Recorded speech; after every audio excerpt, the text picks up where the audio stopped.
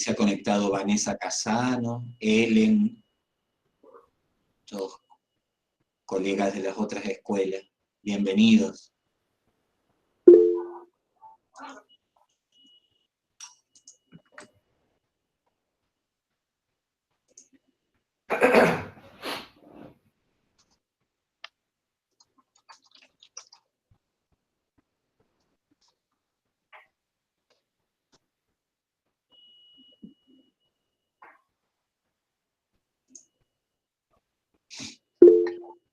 Bueno, ya somos multitud, ya somos 25 personas. Hemos pasado el umbral.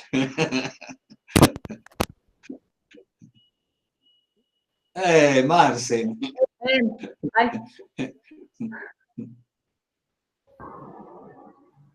Se nos aparece y se nos va el Marce, no sé qué pasa. Pero bueno. Rector, buen día. Buen día, ¿cómo le va, profesor? Pero qué gusto tenerlo acá, por favor. Pero por favor, no podía faltar. Digo que ya Por somos... lo menos para la inauguración. Ya somos multitud, Para vamos la por foto. 27 personas. Para la foto, ¿viste? Gracias. Después bajo. Eduardo, querido, ¿cómo andás? ¿Cómo andás, David? Un gusto. Bien, bien. Bueno, Claro. Tomando mate y preparándonos. muy bien. Y la Roxy, mi amiga Roxana Tropich, ¿cómo anda? ¿Qué tal? Bien, David, ¿qué tal? Un gusto. Bueno, ¿dónde estás? ¿En Justo Darac, Roxy? Sí, sí, en Justo Darac, sí. Y Marcelo en San Luis y Eduardo en Córdoba, me imagino, sí. Exacto. Claro. Bueno, che, qué linda la iniciativa, lo felicito, la verdad que me parece bárbaro. Sí, la verdad que... Voy a estar, lo van a grabar, obviamente, ¿no es cierto? Sí, lo están grabando. Sí, sí.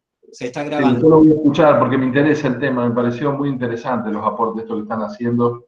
Miren, yo los pasé, los conceptos generales, vieron que tuvimos unas reuniones grandes ahí con los distintos grupos de docentes, de alumnos, fueron muy productivas, la verdad. Algunas más que otras, ¿no es cierto? Porque algunas fueron medio chicaneras, pero en realidad fueron bastante productivas y les comenté este tema y la verdad que cayó muy bien el tema de la posibilidad de darle, de evaluar distinto a los chicos que hayan tenido distintas posibilidades de accesibilidad y demás, ¿no es cierto? Así que eso me parece que es muy positivo, ¿no? Bueno, ¿cómo andan? Los veo, Cristina, Marcelo, ¿cómo les va? ¿Qué dicen? Hola, David querido. Un gusto, estar contigo. ¿Cómo estás? Qué gusto verte. Bien, che, igualmente. Tuve algunas dificultades de acceso, pero ya estamos ya. Sí, yo también. Tenía que entrar con la máquina, tuve que tener una notebook. Qué bueno, che, que está Namati, también lo veo. Qué bueno, che, se sigue sumando gente.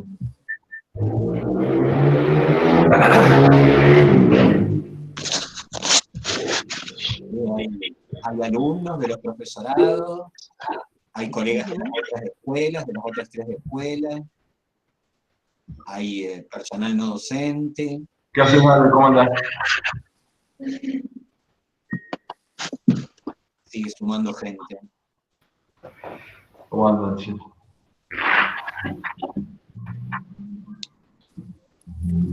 Vieron que siempre nosotros decimos que la educación es un proceso a lo largo de toda la vida, ¿no? Y creo que en esto estamos aprendiendo todos.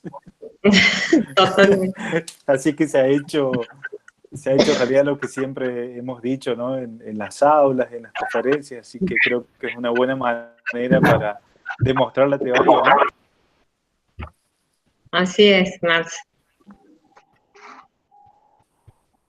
Así es. Buen día a todos. Ahí se ha presentado Erika, Bron, Claudia Barroso.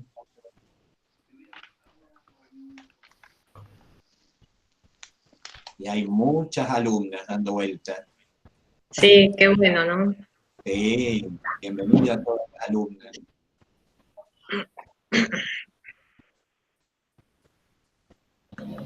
Bueno. Vamos a esperar, colegas, compañeros, unos 5 minutitos más porque la gente va ingresando y después ya damos un poco las instrucciones generales de cómo vamos a trabajar en este espacio. Ya somos más de 40 personas. Qué bueno.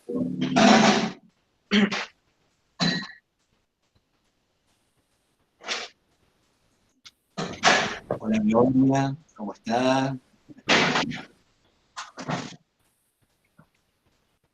Ahí se conectó Marisa también, Marisa Almen.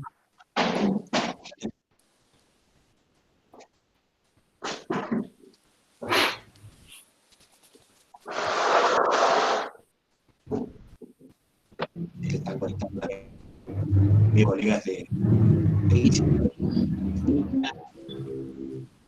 nos apañen.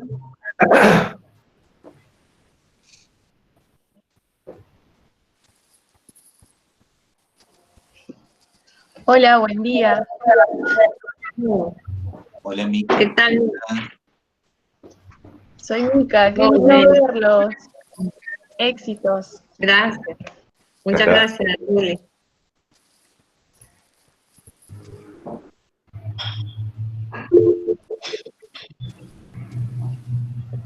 Sigue sumando gente. Sí. Alicia.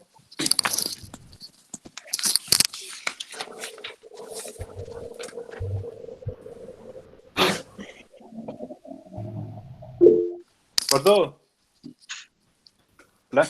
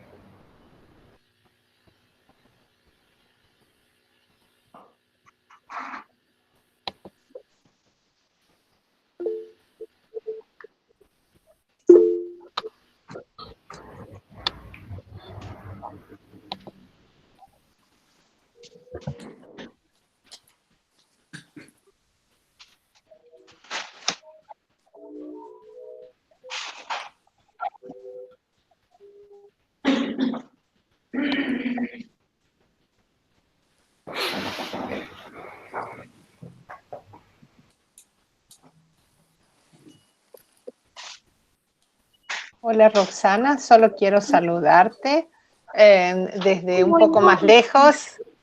Gracias por invitarme, así que voy a estar por un rato, no sé si voy a poder quedar todo el tiempo, pero muchas gracias por invitarme. Ay, gracias, Norma, qué gusto saber de vos. Norma está en Estados Unidos, docente de aquí de Justo Dará, doctora en educación, en las nuevas tecnologías, así que muchas gracias, Norma. Un gusto, gracias por invitarme. Bienvenida, bueno. Norma.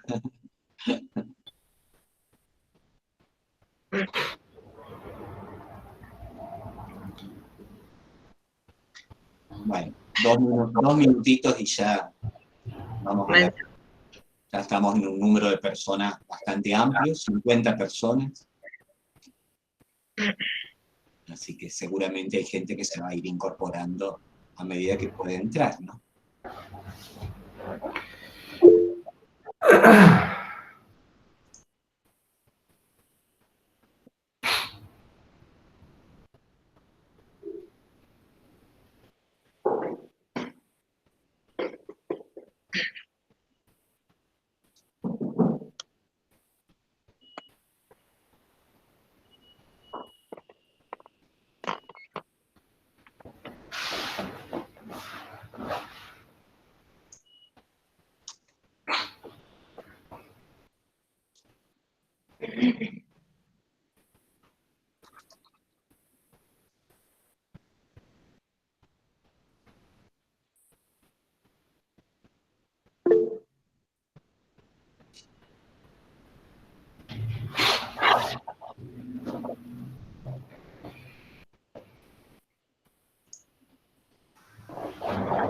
Buen día.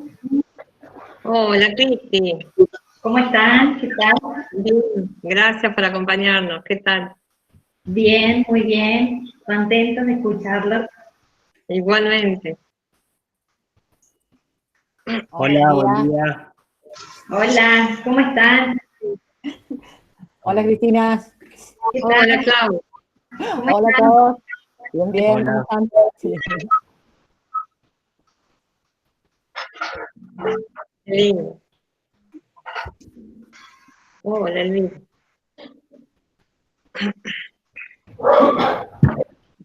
Hola chicos, ¿cómo están? Hola, Elvira. Bien, ¿qué tal?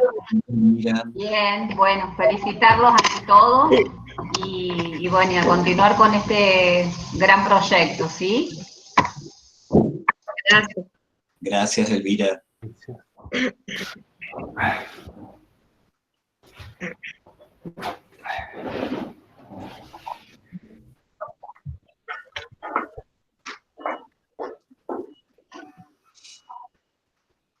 Bueno, a la gente que ya está, les voy comentando un poquitito mientras ya tengo tiempo para iniciar.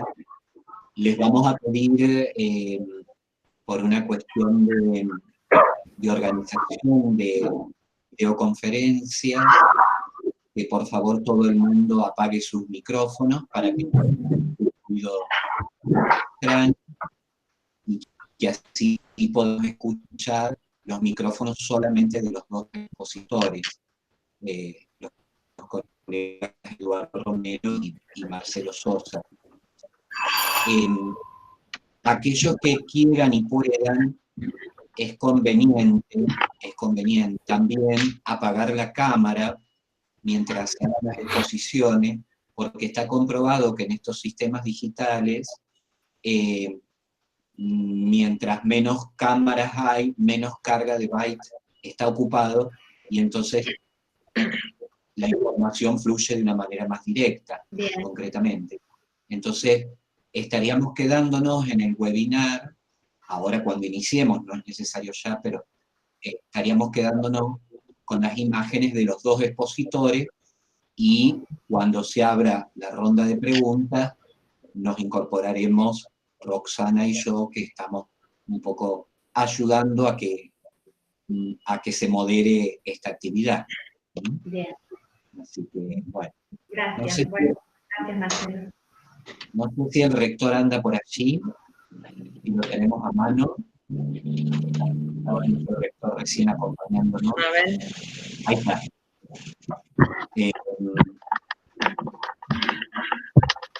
David, ya estamos como en tiempo, 11:15, estamos en 55 personas, nos parece prudente comenzar, por respeto a todos los colegas que se han conectado.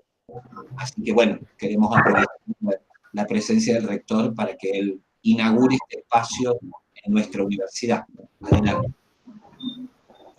Bueno, buen día a todos y a todas.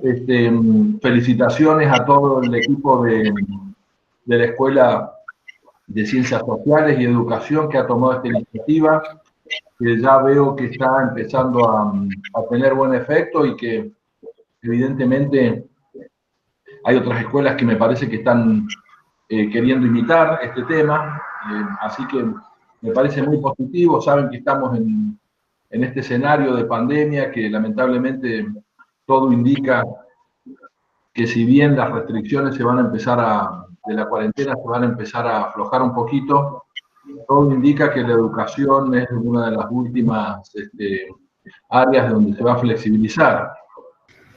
Así que bueno, como universidad chica, ¿no es cierto?, con todos los problemas que tenemos, porque ustedes saben que muchas veces dicen, bueno, pero fíjense las otras universidades que están haciendo esto, están haciendo lo otro, claro, pero tienen 10 veces más personas que nosotros, ¿no? Tienen 10 veces más no docentes, tienen 10 veces más profesores, tienen 10 veces más presupuesto. No es complicado en una universidad pequeña, con todo este tema informático me parece que nos ha sobrepasado un poco a todos, no lo teníamos previsto y nos está generando un problema enorme. Estamos haciendo un esfuerzo enorme para mantener la educación pública, para que se sigan dictando las clases, a pesar de todos los problemas que sabemos que hay, problemas de conectividad, problemas de equipamiento y demás. Estamos haciendo un esfuerzo enorme para tratar de mantener las clases dentro de este sistema, que no es la virtualidad en realidad, como dijo un profesor el otro día, miren, nosotros no estamos dando clases virtuales, lo que estamos usando herramientas electrónicas para tratar de subsanar los problemas de no podernos juntar en la realidad, en la parte física, en las aulas, ¿no? Yo lo he dicho, ya hemos tenido esta semana una serie de reuniones con todos los claustros y con todas las escuelas, y les contaba todo lo mismo. Yo tengo a mi hijo que estudió martillero público, una carrera muy corta en una universidad que lo estudió a distancia. Y realmente lo que estamos haciendo nosotros está bastante lejos de tener una educación a distancia, ¿no? Pero bueno, a pesar de todas esas limitaciones, yo quiero agradecerles a ustedes y en nombre de ustedes a toda la escuela, ¿no es cierto?, de Ciencias Sociales, Educación, que creo que es una de las más golpeadas, lamentablemente, por la situación que ustedes saben que en Justo Darac reside la sede, es donde más alumnos tenemos, y claramente es donde más problemas tenemos de conectividad, ¿no? Entonces ahora estamos con este tema de las becas de conectividad, que calculo que van a estar saliendo en los próximos días, y sabemos también que hay problemas de equipamiento fuerte, ¿no? Entonces, bueno, hacer todo este esfuerzo que estamos haciendo a través de la informática como para por lo menos dar parte de las asignaturas, nos parece que es un esfuerzo sobrehumano que están haciendo todos, porque todos estamos trabajando el doble, no solamente los profes. En la gestión se está trabajando el doble de tiempo también. Así que también me parece que es muy importante en las charlas que hemos tenido con ustedes, que es muy importante que tengamos una escuela de educación, porque básicamente lo que estamos atravesando ahora, con esto de irnos a la virtualidad, es un problema que tiene que ver con la educación, es la educación virtual, a la cual nosotros hemos pedido aplicar, ¿no es cierto?, a través de los sistemas de educación a distancia, a través del CIER, que ustedes saben que ya nos llegó la devolución con muchas recomendaciones que tenemos que ajustar, ¿no es cierto? Pero nosotros tenemos una visión clara de que tenemos que introducirnos en este tema de la virtualidad, porque así como tenemos muchos chicos ahí en Justo Darac, ¿no es cierto?, que no tienen computadoras o que no tienen buenas redes de internet para poder acceder, digamos, con tranquilidad, con facilidad, ¿no es cierto?, a las redes. Nosotros eso lo hemos visto, y vos, Marcelo, Vitarelli y Roxana lo han visto cuando han viajado al interior, ¿no es cierto?, a Unión y a todo el Valle de Conlara, donde hemos firmado muchísimos convenios, la cantidad de chicos que hay ahí que tienen los mismos problemas pero a su vez tienen el otro problema, que no tienen la universidad cerca y no pueden estudiar. Entonces parte de la agenda de nuestra institución es introducirnos en el mundo de la virtualidad. Lo que pasa es que, claro, nadie estaba preparado para hacerlo así tan de golpe, ¿no? Pero bueno, ustedes tienen muchísimo que aportar a todo esto.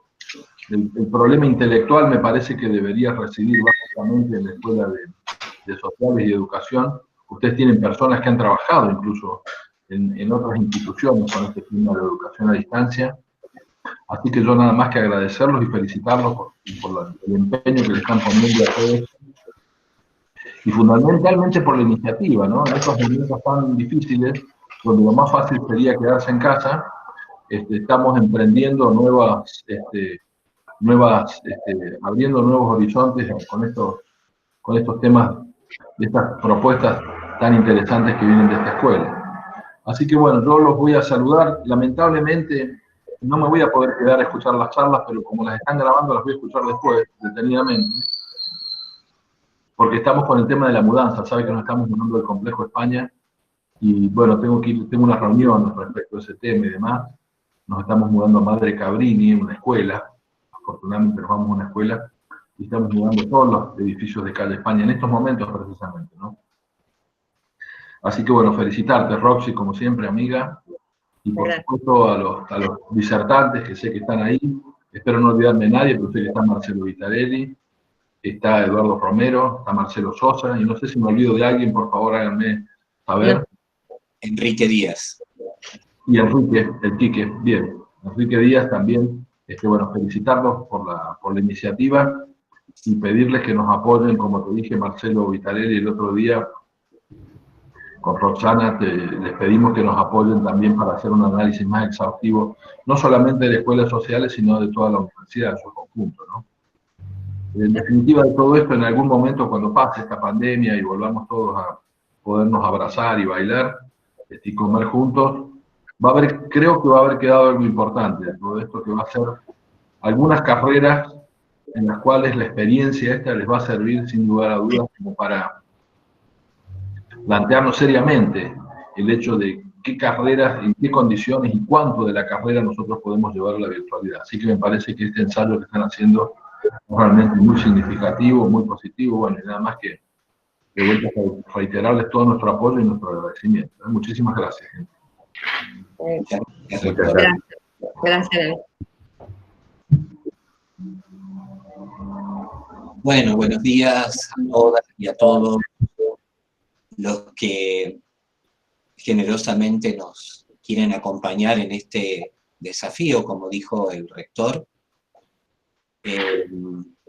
Creo que él nos acaba de introducir justamente el sentido de lo que nosotros hemos querido gestar como acontecimiento, porque esto que está ocurriendo es un acontecimiento en la universidad pública, y ese acontecimiento está guiado por el tema, el eje, el transversal que nos hemos propuesto, que es pensar, reflexionar sobre la universidad pública, los retos que nos están atravesando en este tiempo de crisis. Como decíamos ayer con los colegas, con Eduardo, Marcelo, Quique, Roxana, COVID sí, COVID no, pandemia sí, pandemia no, lo que nos interesa es, como universidad, estar a la altura de las circunstancias y sobre todo como universidad pública, estar a la altura del compromiso social universitario.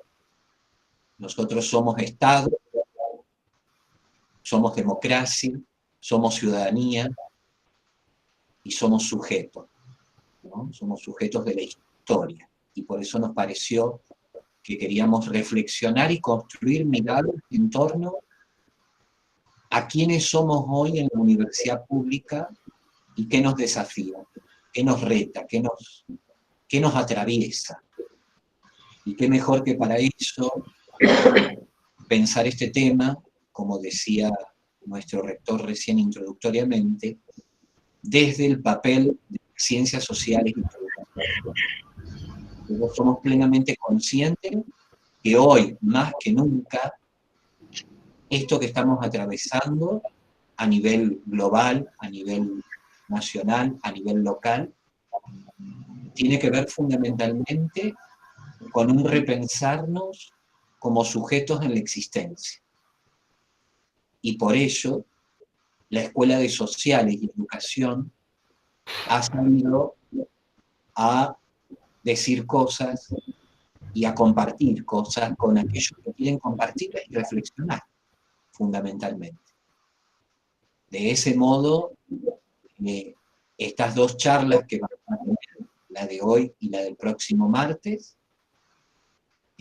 quieren posibilitar este nivel de reflexión. En lo técnico operativo, y ya con este paso, les cuento que hemos previsto que cada expositor, Eduardo y Marcelo, tengan cada uno sus 20 minutos de exposición. Ellos van a hacer su desarrollo de ideas, y ya cuando vaya promediando la segunda exposición, les vamos a pedir que todos aquellos que quieren hacer preguntas, reflexiones, nos escriban en el chat la pregunta, que con Roxana, que vamos a moderar, vamos a relanzar esas preguntas a los expositores, y así ir generando lo que la virtualidad nos permite, algún tipo de diálogo y de interacción. Así que, mientras duren las exposiciones de Eduardo y Marcelo, pedimos que todo el mundo apague sus micrófonos, y aquellos que quieran hacerlo en sus cámaras para que esto fluya más rápido. Y bueno, Roxana, los dejo con el inicio. Adelante. Bueno, gracias Marcelo, gracias David por las palabras. Buenos días a todos, colegas, alumnos, no docentes. La verdad que para nosotros, como institución pública, como escuela de educación, realmente es un gran desafío, pero a su vez también, en mi caso particular como directora, un orgullo de formar parte de este equipo realmente de trabajo. Bueno, como recién lo planteaban tanto Marcelo como David, la universidad pública tiene un rol central en este momento.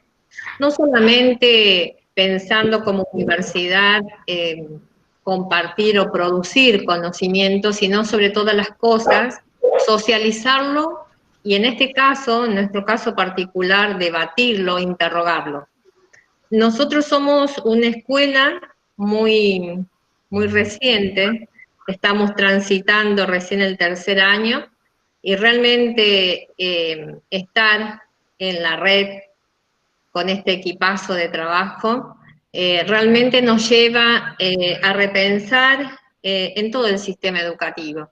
O sea, cada instancia de crisis, cada instancia de tensiones propiamente de las ciencias sociales, de la sociedad, nos lleva a nosotros a pensarnos como sujetos, como decía Marcelo, históricos, pero sobre todas las cosas como sujetos pedagógicos, como sujetos que nos estamos construyendo y reconstruyendo en el día a día. Así que realmente proponer este debate, este momento de presentar diferentes miradas en relación al aspecto educativo es muy importante.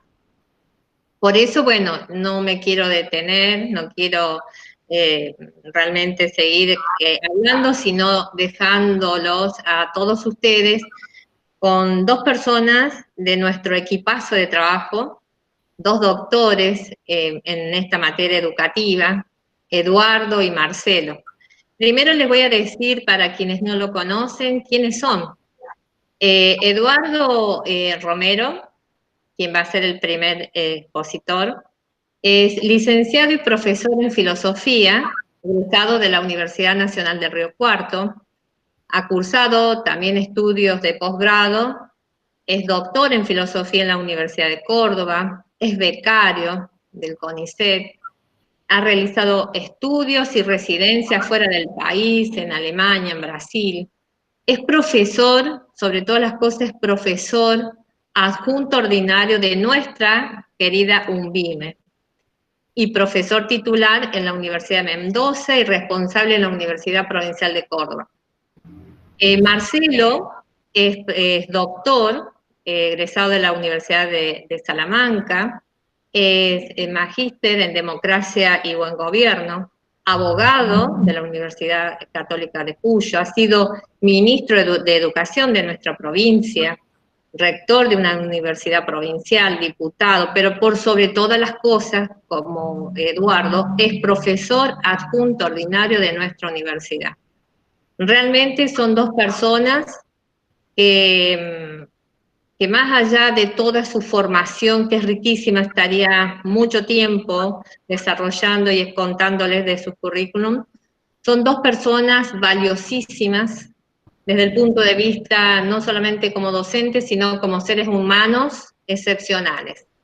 Seres humanos que se entregan a la labor de enseñar, que compartimos esta pasión por la educación y desprendidos, o sea, lo que tienen, lo comparten.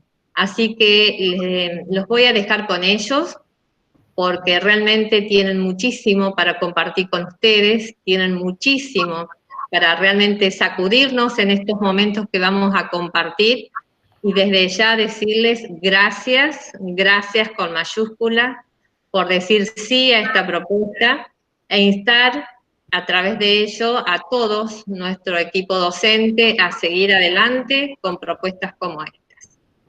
Bueno, bienvenidos, colegas. Bueno, muchas gracias. Creo que empiezo yo, Roxana, ¿no? Sí, Edu. Perfecto. Bueno, gracias por por todos los conceptos y gracias por la amistad y gracias a la universidad por el espacio que ha generado. Yo que estoy convencido, voy a ver la hora para no extenderme demasiado, listo. Estoy convencido que más que nunca la urgencia de los tiempos desafía la tarea del pensar y en esa medida creo que ámbitos como estos son sumamente importantes para repensar el pasado desde una dimensión de futuro y de ese modo poder asir de una forma más significativa nuestro presente, ¿no? Así que muchas gracias a Roxana, a Marcelo, al rector que habló antes, David, a la universidad por este espacio y fundamentalmente gracias a todos ustedes. He visto que hay muchos colegas y muchos estudiantes que tengo el gusto de compartir aulas, así que gracias y bienvenidos y vamos a intentar pensar todos juntos un poco.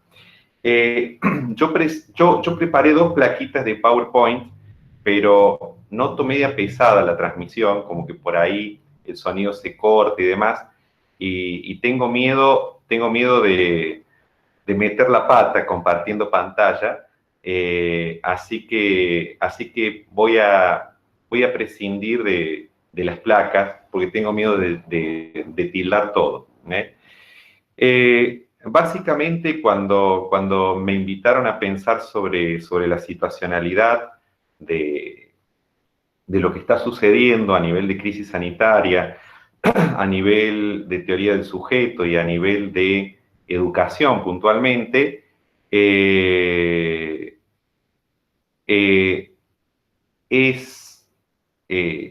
una situación básica. Dicen que el ancho de banda que se usa para compartir pantalla es menor que la imagen, que no debería causar problemas. Bueno, vamos a probar entonces.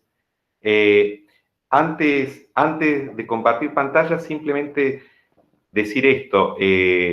Los intelectuales de primer nivel del mundo, Zizek, Ham, Preciado, Jean-Luc Nancy, etcétera, etcétera, etcétera, fueron muy rápidos de reflejo, para decirlo en términos futbolísticos, y rápidamente surgida la emergencia sanitaria de COVID-19, empezaron a generar publicaciones, papers, y se condensan en un texto que fue inicial. Ahora ya hay varias publicaciones nuevas, algunas de ellas ni siquiera están traducidas, hay varias en inglés naturalmente, en alemán, pero ese texto inaugural, por decirlo de algún modo, fue la sopa de Wuhan, ¿no?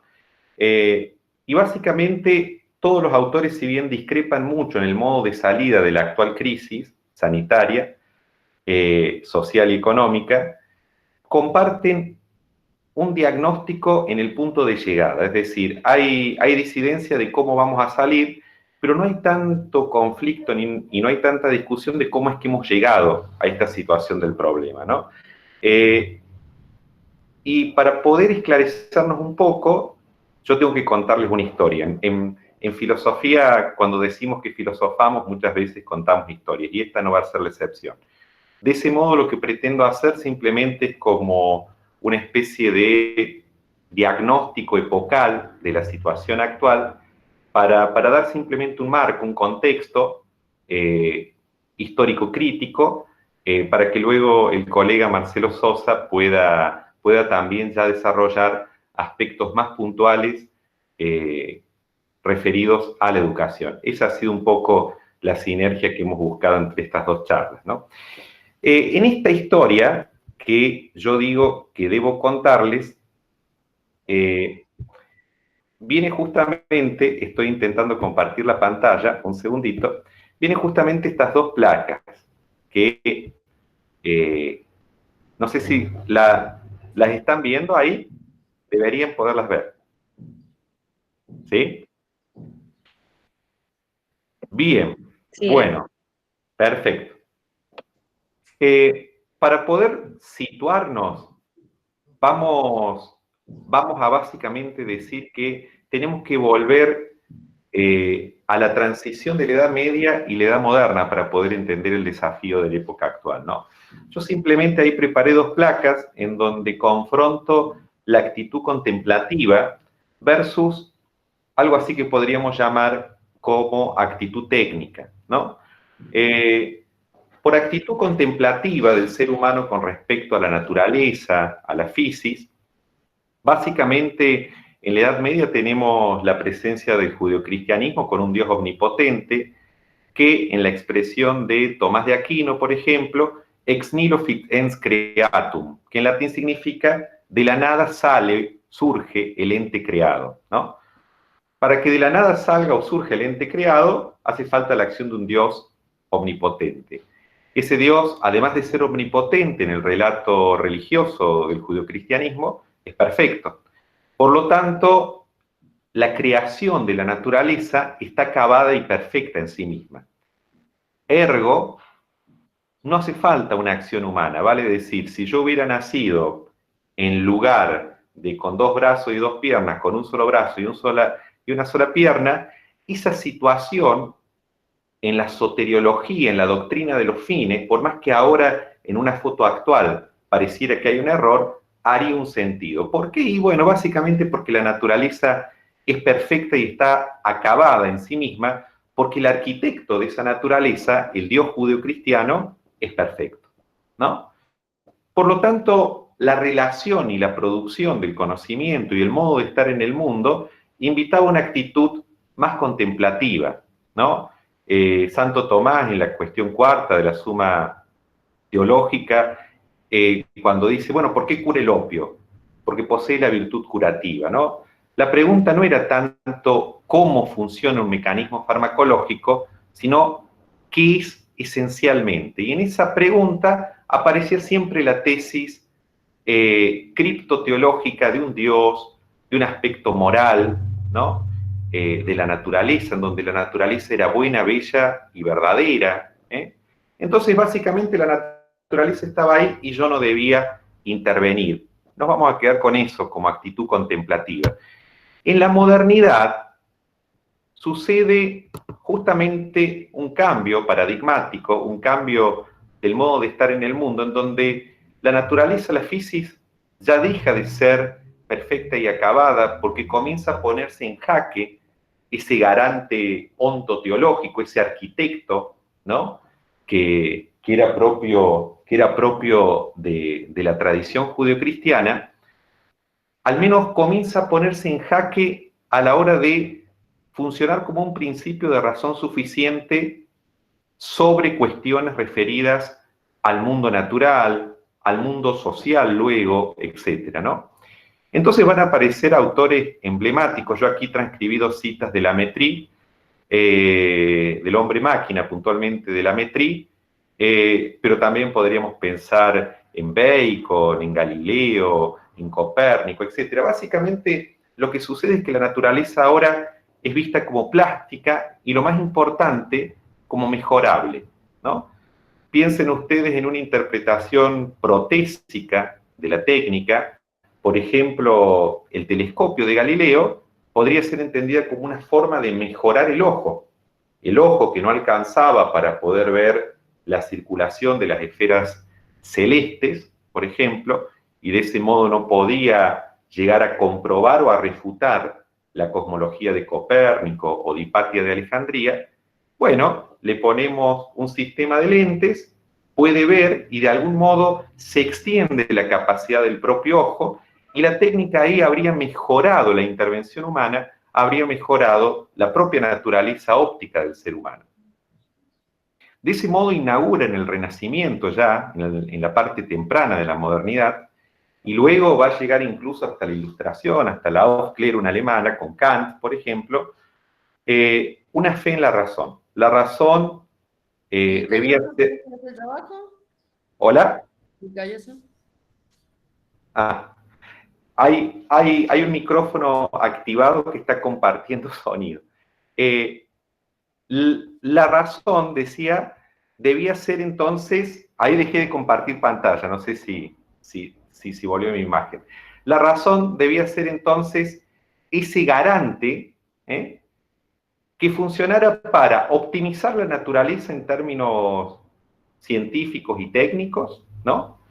Y por otro lado, acompañado esta ciencia y técnica con un modo de producción que va a ser la recuperación de la economía monetaria en contra de la economía del trueque, el resurgimiento de la moneda, vale decir el modo de producción que por hoy conocemos como capitalista. Esa ciencia y técnica va a comenzar a estar a favor del cálculo y la renta del modo de producción capitalista, y va a ir generando sucesivamente una explotación cada vez más brutal de recursos. Esto en el Renacimiento obviamente que no se sospechaba, en la Ilustración alemana tampoco, pero hoy es más claro. Vale decir, para entender la situación actual, tenemos que ver básicamente un acontecimiento inaugural que es un cambio de modo de estar en el mundo. Y eso vamos a entender por civilización. Más allá de las ya clásicas discusiones de la antropología filosófica, en donde civilización es definida lamentablemente y muchas veces de un modo etnocéntrico por el evolucionismo, Morgan y compañía, etc. No, aquí vamos a entender simplemente civilización como un modo de estar en el mundo, ¿no? Ocurrió un cambio de modo de estar en el mundo al inicio mismo de la modernidad que supone una promesa. Esa promesa es la promesa de la razón. Y la razón debía poder ordenar y mejorar a la naturaleza. Ese modo o ese cambio de modo de estar en el mundo supone entonces una actitud tecnocientífica nueva, de mejora de la naturaleza, de intervención sobre la naturaleza, y el avance y desarrollo del capitalismo en tanto que cálculo y la renta para maximizar ganancias en detrimento muchas veces del soporte natural de lo que podríamos decir recursos naturales. Esa es la situación. En esa situación llegamos a algo que yo he estado pensando y ahora estoy terminando un artículo al respecto, que yo lo llamo una crisis civilizatoria, en la cual la emergencia sanitaria actual es simplemente eso, es simplemente un emergente, pero que tiene una larga historia que debe ser contada para poder entender el fenómeno y al entenderlo para poder hacer algo con ese fenómeno, ¿no? Vale decir lo siguiente, por crisis civilizatoria básicamente voy a entender que el modo de estar en el mundo humano se ha tornado cada vez más incompatible con la permanencia de la vida en el planeta, al menos con la permanencia de la especie humana, sino con la permanencia de la totalidad de la vida. Eso aún hay discusión en clave académica. De lo que no hay discusión es que de seguir con este modo de estar en el mundo, en no tanto tiempo, la permanencia de la vida humana en el planeta va a estar muy en jaque, ¿no? Si eso es así, el desafío de la actual crisis es realmente nuevo y asume la dimensión de un acontecimiento, es decir, la dimensión de algo inaugural que yo todavía no tengo herramientas para abordarlo. No sé de qué se trata muy bien. ¿Por qué? ¿Por qué es nuevo esto? Fíjense, si uno pensara en las crisis que han tenido las edades de la humanidad previamente, no hay una crisis que involucre todo el modo de estar en el mundo humano. Tengo crisis de subsistemas del mundo de la vida, vamos a decir, a ese modo de estar en el mundo humano lo vamos a llamar mundo de la vida. Tengo subsistemas que entran en crisis en la historia. La economía, la política, la cultura, etcétera, etcétera, etcétera. Pero nunca todo el modo de estar en el mundo ha hecho crisis total.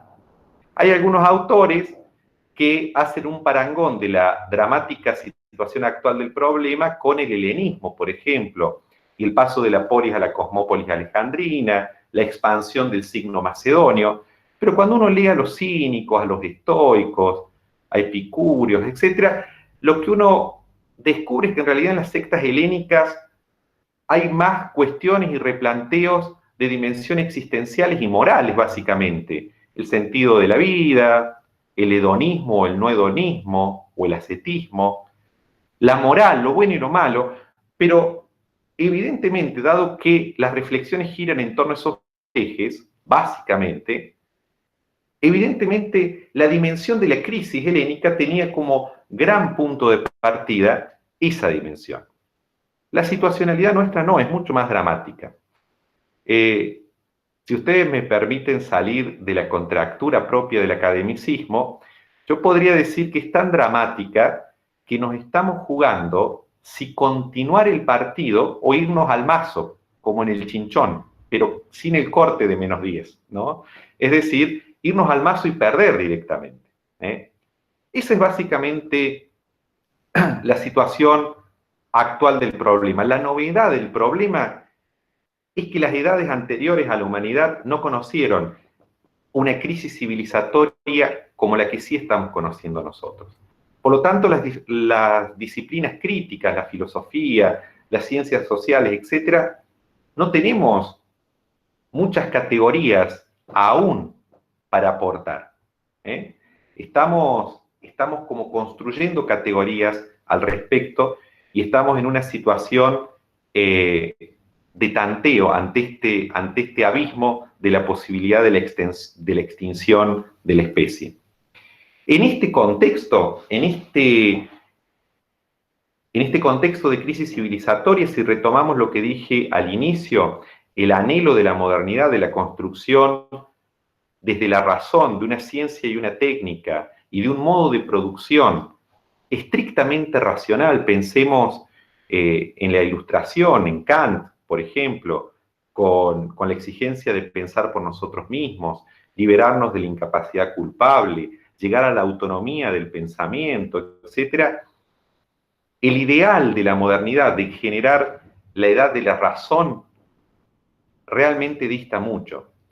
Si somos recordados como una edad dentro de las edades de la humanidad, cosa que como nunca no está claro que suceda así, porque estamos abismados a la posibilidad de nuestra propia extinción, lejos de ser recordados, fíjense esto, lejos de ser recordados posiblemente como la edad racional, como la edad de las luces, vamos a ser recordados posiblemente como una de las edades más tilingas de la humanidad. ¿Por qué? Porque dentro de las edades de la humanidad hemos sido la única edad que ha desarrollado una ciencia, una técnica y un modo de producción capaz de autodestruirnos. Eso es profundamente irracional. Dista mucho de la racionalidad al servicio de la producción, reproducción y desarrollo de la vida. Es todo lo contrario. Es la racionalidad al servicio de la extinción de la vida. Vaya si ahí no tenemos un criterio material para poder decir que la situación actual es profundamente irracional. Voy a ver la hora para no extenderme, y ya casi estoy. En ese contexto tenemos el coronavirus. En ese contexto hay que situar, me parece a mí, la emergencia de la actual crisis sanitaria, que es un emergente de esta crisis civilizatoria. Piensen ustedes, por ejemplo, que el coronavirus posiblemente no hubiera alcanzado el nivel de pandemia, sí posiblemente por la ruta de la seda hubiera llegado de Wuhan a Europa, pero de Wuhan a Milán, por ejemplo, pero posiblemente no hubiera cruzado nunca la gran barrera geográfica del Atlántico si no hubiera existido la cantidad y el nivel de globalización y de intercambio de mercancía a la cual estamos acostumbrados o en la cual estamos acostumbrados a vivir actualmente. Pensemos que posiblemente los procesos de recalentamiento global, de contaminación creciente, no solamente que afectan nuestro sistema inmune, lo deterioran, sino que también afectan las estructuras del ADN, del ARN, de microorganismos y demás. Entonces, es imposible disociar el primado de un tipo de racionalidad instrumental que ha expoliado a recursos naturales, que sigue expoliándolos, con la emergencia sanitaria de este coronavirus, ¿no? De esta actual situación de pandemia. Bien, básicamente yo creo que acá la idea que teníamos con Marcelo es poder hacer algún intercambio de preguntas y respuestas, posiblemente entre nosotros. Básicamente acá está lo que yo intentaba presentarles, ¿no? Este diagnóstico de época de una crisis civilizatoria en la cual la emergencia por coronavirus es simplemente un emergente, pero la situación del problema es mucho más dramática.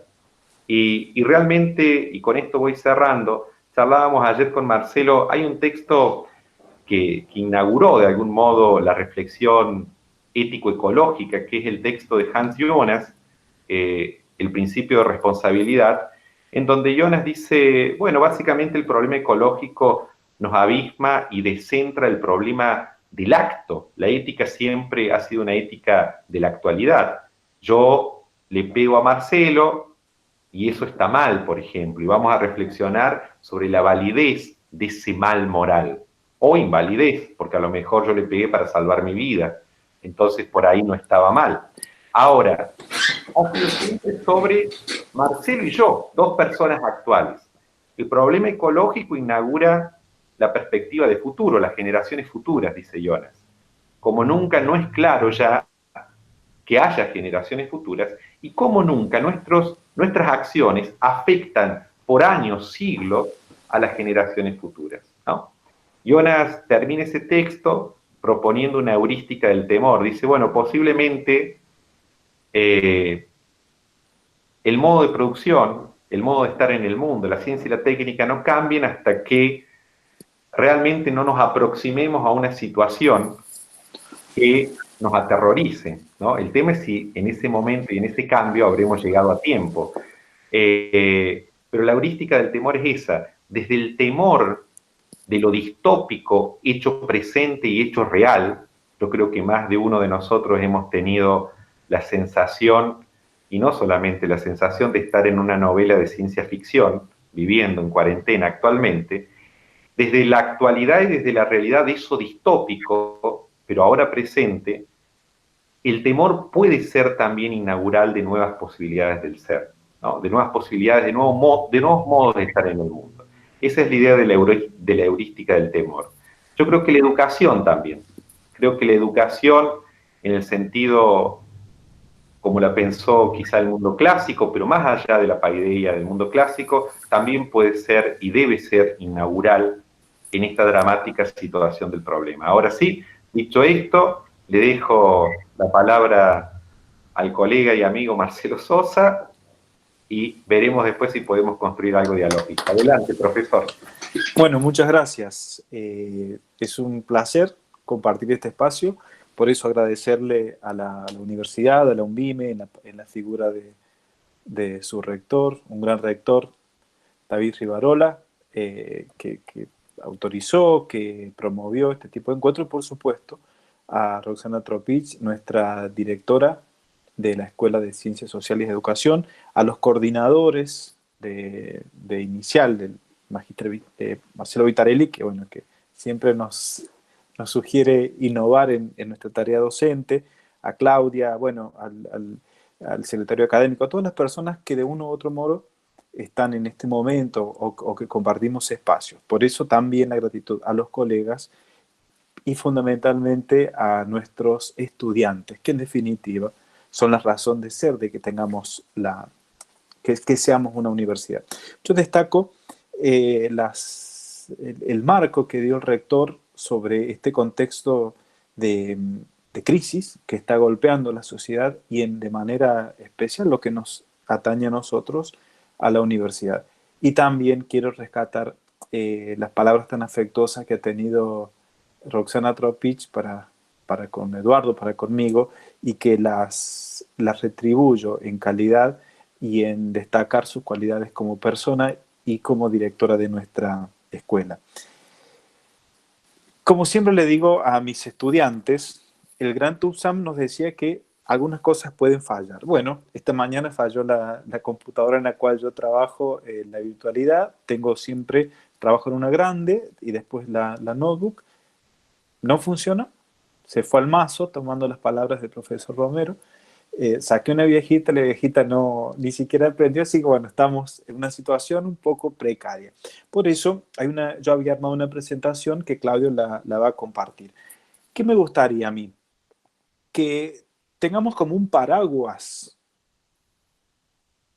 de optimismo, donde sepamos que de la crisis vamos a salir y vamos a salir fortalecidos. Entonces, en ese paraguas, el objetivo de mi intervención va a tener 3 puntos. El primero, que el derecho a la educación debe potenciarse. El segundo, que la educación es ética o es otra cosa. Y en tercer lugar, que la universidad nos va a ayudar la academia, la educación nos van a ayudar en este camino, porque creo profundamente que la educación es un ámbito de esperanza. La universidad es un ámbito de esperanza.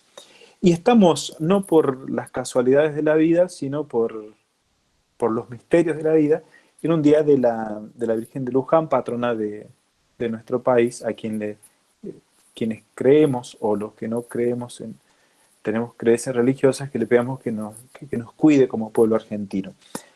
Y en esta presentación, con esos 3 objetivos, la idea es que conozcamos a 3 seres. Una persona, un animal y una máquina. La persona que me interesaría que conozcamos es Diógenes, un filósofo del siglo V a.C. Vamos a ver qué animal conocemos y, por supuesto, la máquina. Hace 70.000 años, más o menos, surge una especie, el Homo sapiens, que de ser un animal insignificante, en poco tiempo empezó a desarrollar una cultura. Hoy, nosotros, Homo sapiens sapiens, estamos en un momento crítico de la humanidad donde podemos o crear o destruir.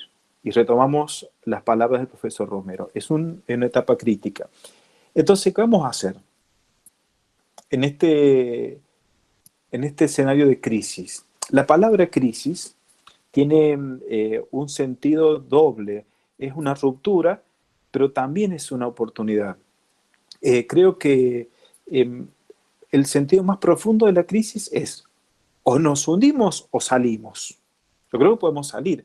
Por eso, en esta etapa de mayor riesgo, de mayores incertidumbres, creo que es muy oportuno que nos detengamos a ver, porque somos educación, aquellos de los sujetos que educan y los sujetos que son educados. ¿Y cuál es la herramienta que tenemos? La educación. Miren, hay una filósofa, Hannah Arendt, que dice que la educación es o con la educación llegamos a un momento donde decidimos salvar al mundo de la ruina.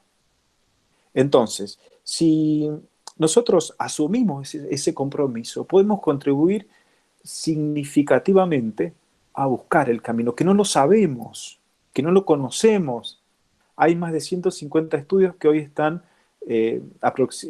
aproximándose a descubrir la vacuna contra el coronavirus, pero no lo sabemos. Entonces, en este momento donde yo veo como nublado, gris, oscuros por momentos, la educación, la cultura, la academia, la universidad, son como antorchas que creo que nos están iluminando. Porque, ¿cómo estamos transitando esta etapa del coronavirus? ¿No? ¿Cómo ha impactado el aislamiento en nuestras familias, en nuestra universidad, en nuestras actividades diarias? Por eso yo creo que acá es donde nosotros tenemos que redescubrir esa persona de la cual hablé al principio, que fue Diógenes. Diógenes andaba con un candil, con una vela, diciendo que buscaba cuáles eran los hombres honestos, ¿no? De día era muy provocador. Pero se lo conoce por otra cuestión, cuando se discutía o no sobre el movimiento, si existía o no el movimiento, él dijo, el movimiento se demuestra andando. Entonces, creo que Diógenes es hoy la educación, que ilumina y que nos dice, pongámonos a trabajar. Esto que estamos haciendo hoy, este primer webinar de la Undime, es eso. Podríamos haber optado por quedarnos en casa, como nos dijo el rector. Sin embargo, elegimos el movimiento, elegimos movernos, elegimos trabajar, elegimos iluminar. Y en esto, Diógenes también nos da una gran enseñanza. Hay un síndrome conocido como el síndrome de Diógenes, que es cuando una persona se deja de alimentar, se deja de hacer, se abandona. Bueno, eso es lo que no vamos a imitar de Diógenes, pero sí vamos a rescatar esa función de luminosidad en la sociedad y al mismo tiempo el movimiento que necesitamos. Y tenemos en esto, como docentes, hay dos sujetos, ¿no? El sujeto que educa y el sujeto que aprende. Lo extremo en la simplificación, pero es mucho más complejo. Como siempre digo yo, si fuera más fácil estarían otros, pero estamos nosotros. Por eso aprovecho para saludar a los colegas, sé que están algunos directores de escuelas de nuestra provincia de San Luis, ¿no? Y en esto tenemos que redescubrir la función docente. Volvemos a uno de los objetivos. La educación o es ética o es otra cosa. Por eso, retomo las palabras del Papa Francisco en su encíclica Laudato Si, donde nos dice, tenemos que hacernos una pregunta sobre cuál es el mundo que le dejamos a nuestros hijos. Y es el planeta Tierra, ¿no? Como globo, como... pero la segunda pregunta es, ¿qué hijos les dejamos al mundo? Es decir, los valores. Porque acá tenemos una gran contradicción. Porque si la educación no es ética, si no educamos para el bien, nos conviene cerrar las escuelas y las universidades. Porque el Estado, la sociedad, invierte muchísima plata en la educación pública. Por lo tanto, si todo ese conocimiento, toda esa construcción de saberes, todo ese bagaje científico, tecnológico, académico, lo usamos para hacer el mal, cerremos las escuelas. Yo doy fe y las conozco, ningún educador enseña a hacer el mal, ninguna escuela enseña a hacer el mal, ninguna universidad enseña a hacer el mal. Por eso, en esto de redescubrir a la función docente, a la función del educador, siempre con esa mirada ética, porque el docente enseña, sobre todo por el modo como enseña. Por eso, aquí en la presentación que creo que Claudio les ha compartido, ahí está el animal que yo quería que conociéramos, ¿no? Que volviéramos a conocer. No sé si se pueden ver, que es un hornerito, Furnarius rufus. Miren, la primera imagen nos muestra cómo va construyendo su casa el hornero, nuestro pájaro nacional. Pero, ¿cuál es la diferencia entre un animal y el ser humano? Que a ese hornero, al animal, a ese hornerito nadie le enseñó cómo hacer la casa. Porque está en su genoma, está en su propio ADN, todo lo que necesita para ser un buen hornero. A los seres humanos nos tienen que enseñar a caminar, a comer, a construir una casa. Y acá es donde se redescubre la función del docente. Por eso, lo que hacemos nosotros, hoy educadores, lo que van a hacer mañana nuestras alumnas y alumnos, es la actividad más profundamente humana, que es la educación. Porque ese vehículo social de transmisión de conocimientos y de valores se llama educación. Por eso, todo esto vamos a lograr cuando nos encontremos. El aprendizaje se da en el encuentro. Por eso es importante aquella educación creadora que se da cuando nos encontramos con el otro. Pero aquí estamos con un problema. ¿Cómo vamos a trabajar en el siglo XXI? Nosotros hoy estamos trabajando de modo, la tecnología digital, lo virtual. Yo no sabía que iba a ser tan, como decían los romanos, es el caso, ¿no? Es un imprevisto o que previsto no puede evitarse. Bueno, aquí estamos y nos hemos hecho cargo. Por eso, los docentes de hoy y los docentes de mañana, que son nuestras estudiantes de la UNVIME, el futuro es hoy. ¿Y qué vamos a hacer? ¿Cómo nos preparamos? Y acá viene la máquina que yo les quería presentar. Se llama Museo y son robots, son muchos robots, se llama Museo, que en Japón están enseñando inglés.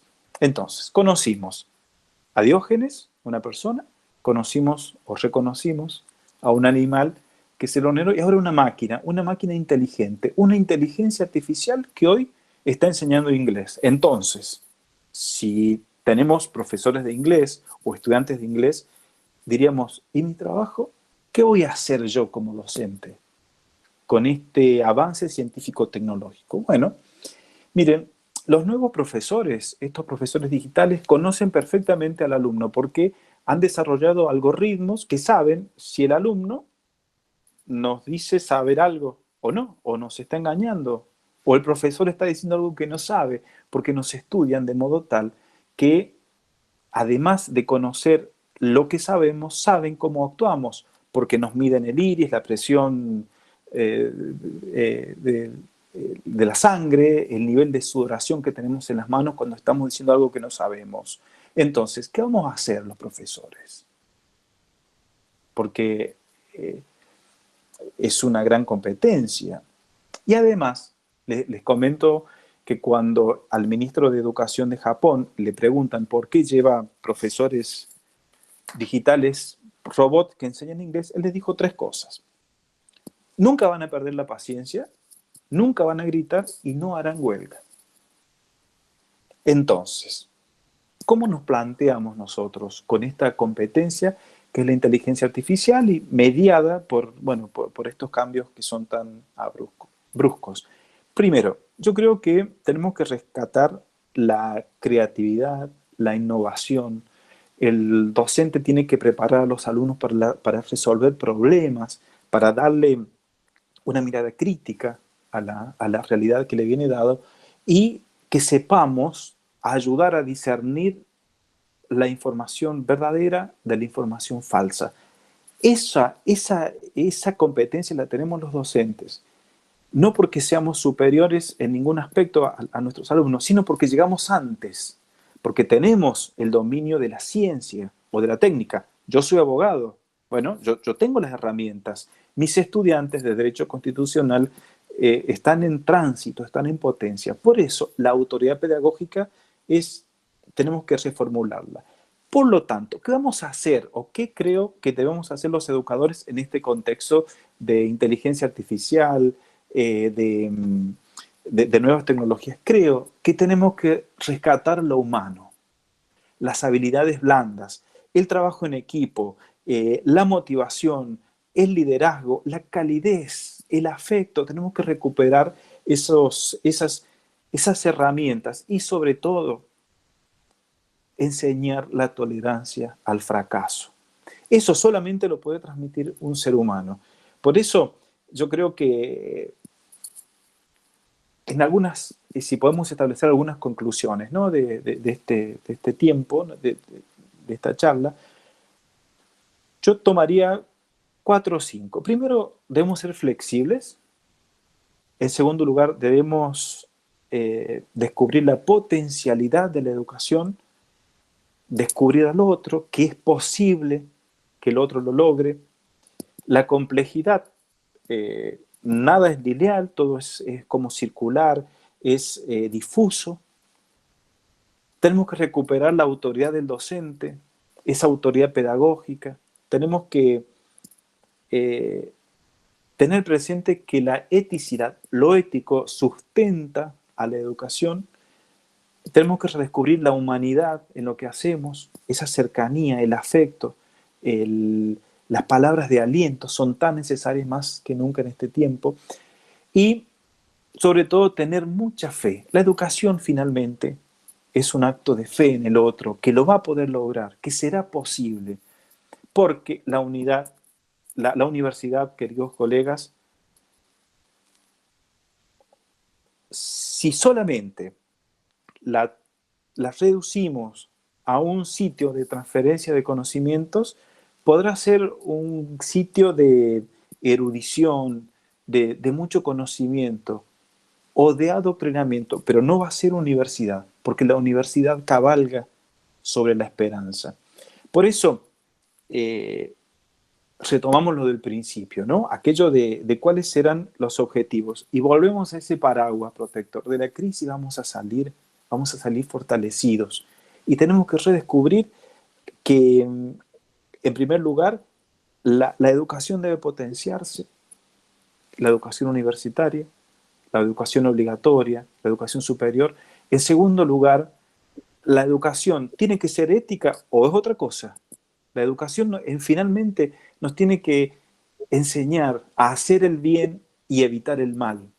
Y finalmente, creo que la universidad, la UNVIME, nuestra escuela de Ciencias Sociales y Educación, son como grandes diógenes que están llevando su lámpara e iluminando este mundo tan aciago y lleno de incertidumbre, del cual vamos a salir, y vamos a salir fortalecidos. Muchas gracias. Muchas gracias, Marcelo, muchas gracias, Eduardo, por las reflexiones que ambos nos han compartido en este tiempo, escuchado atentamente. Yo quisiera relanzar este diálogo posterior, en la medida que la gente quiera participar, retomando dos cuestiones que de alguna manera me parece que marcan modos de implicación en lo que los colegas nos han dicho concretamente, ¿no? Por un lado, Eduardo nos planteaba la emergencia de una crisis civilizatoria y en el, de alguna manera, cambio, ruptura, atravesamiento de nuevas perspectivas, un cambio de estar, del modo de estar en el mundo, un cambio en el modo de estar en la historia, en el contexto, en el territorio, con todo lo que eso implica. Quería como retomar esta idea que Eduardo nos ha planteado a partir de todo su desarrollo, por supuesto, filosófico, que yo no voy a repetir.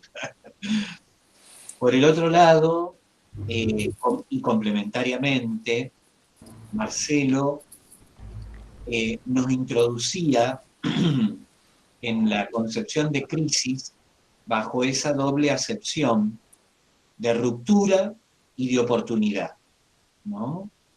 Justamente, esa crisis civilizatoria de la cual Eduardo nos plantea, Marcelo nos la ilustra en el sentido ético del concepto de ruptura y de oportunidad, pero bajo esa concepción de crisis, él nos agrega el lugar de la educación, ¿no? Es decir, la educación como faro, la educación como antorcha, la educación como lugar de la iluminación.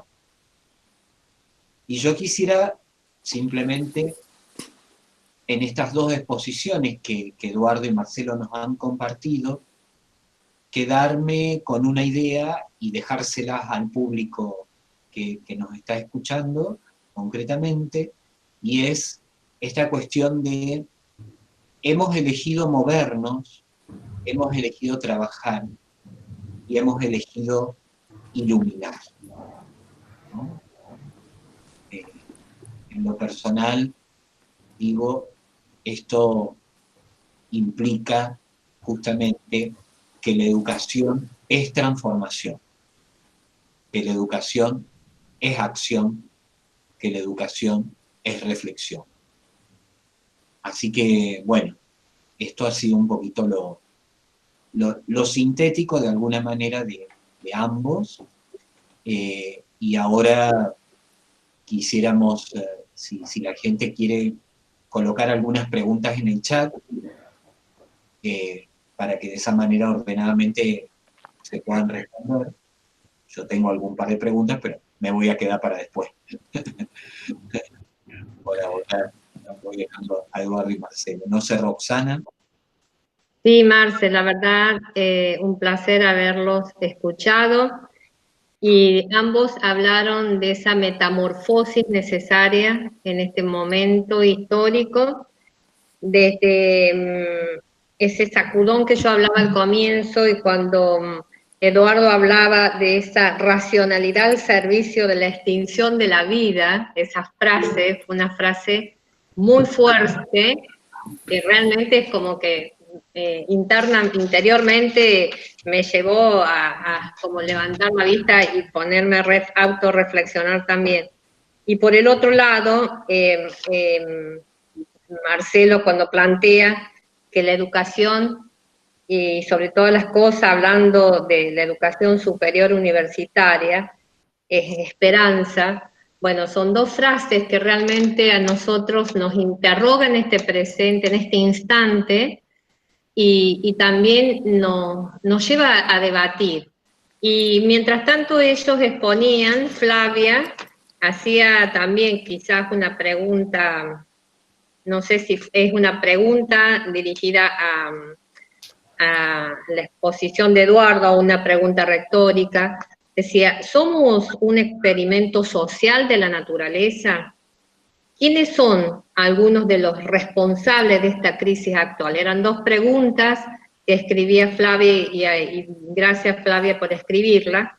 Y por el otro lado Alejandro aportaba, él decía, creo que somos sujetos de nuestra propia experimentación y explotación de la naturaleza. O sea, también conjugando con esto, me pareció interesante los interrogantes de Flavia y el aporte de Alejandro, porque a mí realmente me movilizaron esas frases de ambos colegas. No sé si Edu querés ampliar a estas preguntas que dijo, que ha propuesto Flavia, o ampliar un poquito más, porque no sé si fueron interrogantes retóricos o interrogantes directos.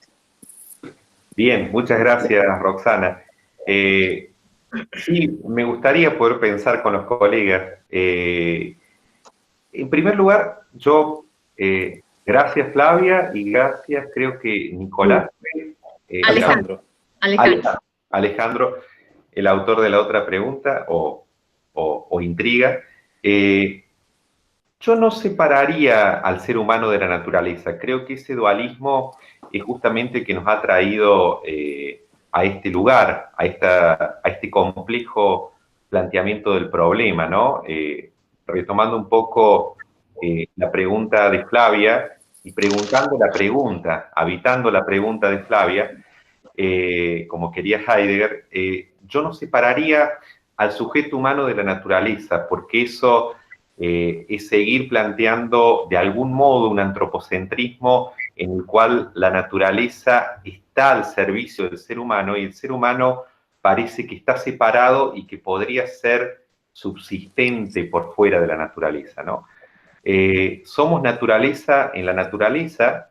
En realidad no se podría escindir y plantear una especie de animismo en donde la física, la naturaleza, ha generado un experimento con el ser humano, o el ser humano experimenta con la naturaleza,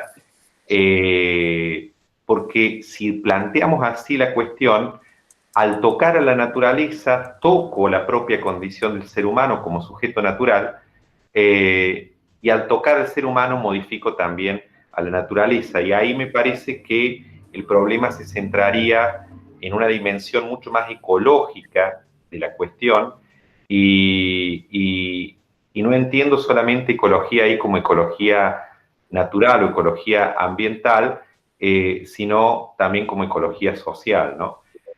Por un lado, eso. Por otro lado, esta cuestión de que somos sujetos o autores de nuestra propia extinción y explotación, es muy interesante porque ahí resuena Foucault, Deleuze, y el paso de las sociedades disciplinarias a las sociedades de control, que básicamente tienen como característica la introyección del control, ¿no? Cuando Ham, por ejemplo, ahora en la sopa de Wuhan, hipotetiza las posibles salidas de la crisis, en esa discusión que ya es célebre con Zizek, Zizek plantea una salida que puede ir por el lado de un comunitarismo, es como más optimista, Slavoj Zizek, y Han, a diferencia de eso, dice, miren, lo que ha triunfado en el control de la pandemia en Asia, por ejemplo, ha sido, por ejemplo, en China, que tiene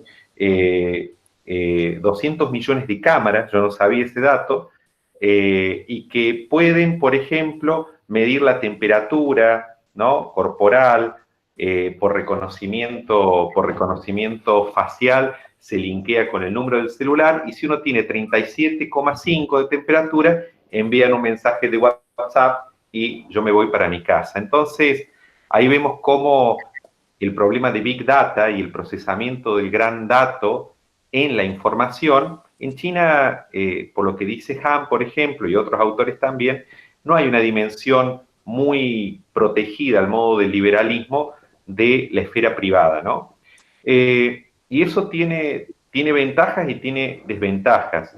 Dada la salida rápida de la crisis que está haciendo Asia con algunos países realmente exitosos en el manejo de la emergencia sanitaria, y dado que la salida está posibilitada por tecnologías que tienen que ver con el control de los cuerpos, podríamos hipotetizar que a futuro, según Han, haya ciertos mecanismos de control que se apliquen ahora a todo el mundo. Quiero decir con esto simplemente, las condiciones de posibilidad que nos llevaron a esta crisis no han desaparecido en la cuarentena, están presentes. Y es racional y razonable pensar que a la salida de la cuarentena van a volver y con más fuerza y reforzadas con tecnología que permita mayor control de los cuerpos, por ejemplo, ¿no? Esa microfísica del poder y esa sociedad de control que ya no necesita lugares de aislamiento clásicos, la prisión, la escuela, el manicomio, sino que ahora está en todas partes porque se nos mete por las redes sociales, porque nos construye en la forma de construcción del sentido común que habitamos, ¿no? Entonces yo creo que es muy interesante eso que estamos siendo sujetos de nuestra propia, estamos siendo amos de nuestra propia esclavitud. Amos relativos, porque estamos construidos para ser amos de nuestra propia esclavitud, ¿no? Pero en esa medida estamos siendo sujetos de nuestra propia destrucción y de nuestra propia explotación también, ¿no? La cuestión es cómo salir de esta situación y cómo hacer que realmente la dramática situación actual sea posibilitante y no sea, de algún modo, el despertar nuevamente reactivo, reaccionario de cuestiones de control de los cuerpos, del pensamiento, etcétera, que vengan más reificadas aún, ¿no? Y yo creo ahí, y con esto cierro nada más, que a mí me parece que en educación, por ejemplo, es urgente un reordenamiento de los saberes y de las praxis, ¿no? Muchas veces uno escucha desde las ciencias sociales y las humanidades que la disciplina que uno da, por ejemplo, en carreras más tiradas a las ciencias naturales o a las ciencias duras, no es troncal, no es fundamental, por ejemplo, ¿no? Y todo lo contrario, más que nunca la dramática situación actual de esta crisis civilizatoria tiene que llevarnos a replantear un reordenamiento en los saberes, en donde justamente las disciplinas críticas que tienen más el cuidado de la pregunta y no el cuidado de la respuesta, la diaconía de la respuesta es el procedimiento propio de las ciencias del positivismo, dice Heidegger, pero aplicar procedimientos sin preguntarse se acerca mucho a no pensar. Por eso es que Heidegger dice, el problema de las ciencias es que ya no piensan. Y tienen que haber disciplinas que hagan una diaconía, un cuidado de la pregunta. Esas son las ciencias sociales y la filosofía. A nosotros nos importa más la pregunta que la respuesta muchas veces. Y es esa dimensión de la pregunta que yo creo que debería, al menos en el subsistema de la educación, llevar a un ordenamiento de saberes, de epistemes, de praxis sobre el saber, ¿no? Ante una sociedad post-pandemia que, lejos de salir de esa crisis civilizatoria, posiblemente entre en una etapa de mayor aceleramiento y agudización, ¿no? Entonces me parece que por lo menos por ahí va lo que yo estoy pensando. Gracias, Edu. Le vamos a relanzar esta pregunta a Marcelo, complementariamente. Marcelo nos dice, Graciela Calderón, ¿debemos pensar que hay sujetos autodestructivos y en los educadores estaría la reconstrucción, la esperanza, el cambio? Yo creo que los educadores, los políticos, los artistas, los jueces, los profesores, salen de nuestra sociedad. Por lo tanto, nada de lo humano nos es ajeno, ¿no? Yo, lejos de construir una imagen angelical de los educadores, pues somos nosotros, ¿no? Pero yo creo al mismo tiempo que tenemos que redescubrir lo humano y lo ético en lo que hacemos. Yo pensaba recién en que esto de ser dueños de la naturaleza es o de creernos dueños de la naturaleza, tiene una profunda raíz judeocristiana, ¿no? Aquello de dominarás al mundo, de la dominación, como decían los antiguos españoles, o del dominio del mundo. Y pareciera que podemos librar cheques sin fondo, o parecía. Entonces, creo que tenemos que redescubrir esto de que tenemos que ser responsables. No nos podemos divorciar. Yo soy el dueño y la naturaleza es la esclava. Eso no tiene mucha... No tiene viabilidad. De hecho, lo hemos visto en este tiempo, ¿no? Por eso yo creo que tenemos que redescubrir la dimensión ética de lo que hacemos. La diferencia fundamental entre las demás especies y la nuestra, yo creo que es esa. Es poder separarnos un poquito y mirar, poder analizar aquel gran principio de Hipócrates, ¿no? El primum non nocere, primero no hagamos daño. Entonces, yo creo que si nosotros volvemos a plantearnos que somos, en una mirada quizás panteísta, de que todos somos nuestros dioses, todos somos nuestros seres superiores, inclusive el mar, los pueblos de la América ya lo consideraban, ¿no? Las montañas, los ríos, la tierra, la Pachamama, las estrellas, los animales, las plantas. Si nosotros somos, como veo que ahí Elga Blanco dice, todos somos naturaleza, por supuesto, y sabiendo que nosotros tenemos esa mirada de hacer el bien y de evitar el mal.